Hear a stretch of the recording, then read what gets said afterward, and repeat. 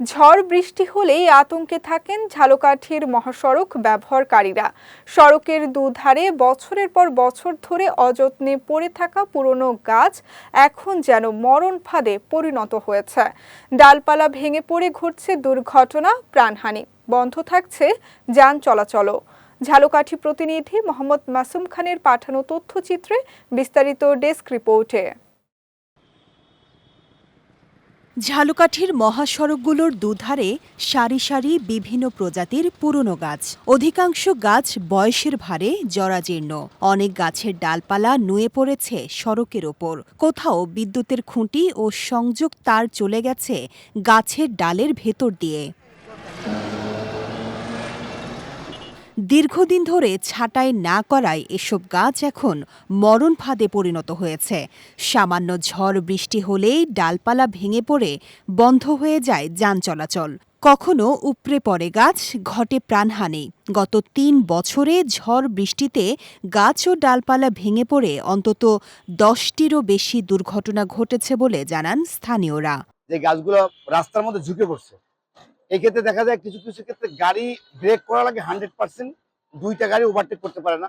সেই ক্ষেত্রে দেখা যায় একটা অ্যাক্সিডেন্টের সম্ভাবনা থাকতে পারে। মহাসড়কে যেই বাসগুলো বা গাড়িগুলো চলাফেরা করে, যাতায়াত করে, ওগুলো যখন ক্রস করতে হয়, ক্রস করার ক্ষেত্রে একটা সমস্যা হয়ে দাঁড়ায়। দুইটা বাস ক্রস করলে এই পরে জায়গা আর রোডের পাশে থাকে না। আশা করি এই বড় গাছ যেগুলো রয়েছে, এই গাছগুলোর দ্রুত গতিতে বন বিভাগ যেন অপারেশন করে এবং সুষ্ঠু সমাধান দেয়। অনেক সময় ঘরে তো এই যে এই গাছটা এই যে দেখানো আছে, দুটো গাড়ি এলে এই গাছটা বাঁচতে তো সমস্যা হয়। এইভাবে গাছ থাকলে এগুলো কাটতে বলা উচিত।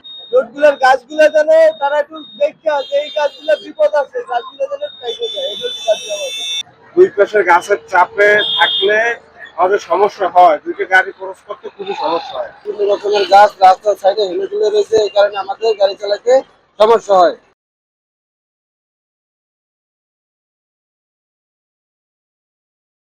এদিকে ঝুঁকিপূর্ণ গাছ ও ডালপালা চিহ্নিত করা হয়েছে।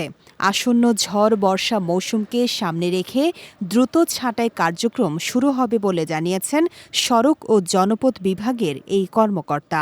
বরিশাল, ঝালকাঠি, পিরোজপুর মহাসড়কের যে অংশগুলোতে ঝুঁকিপূর্ণ গাছ রয়েছে, আমরা ইতিমধ্যে বন বিভাগকে চিঠির মাধ্যমে অবহিত করেছি এবং তারা ইতিমধ্যে রাজাপুর অংশে, নৈকাঠি থেকে সাতুরিয়া অংশে ঝুঁকিপূর্ণ গাছসমূহ কর্তন করেছে এবং অবশিষ্ট অংশে ঝুঁকিপূর্ণ গাছসমূহ কর্তনের প্রক্রিয়াটি বন বিভাগের মাধ্যমে প্রক্রিয়াধীন রয়েছে। বন বিভাগের দেয়া তথ্য মতে ঝালকাঠি জেলা জুড়ে সড়ক, মহাসড়ক ও আঞ্চলিক সড়কগুলোতে মোট ১২০০ কিলোমিটারে কমপক্ষে ১২,০০০ গাছ রয়েছে। বিজয় টিভি নিউজ ডেস্ক।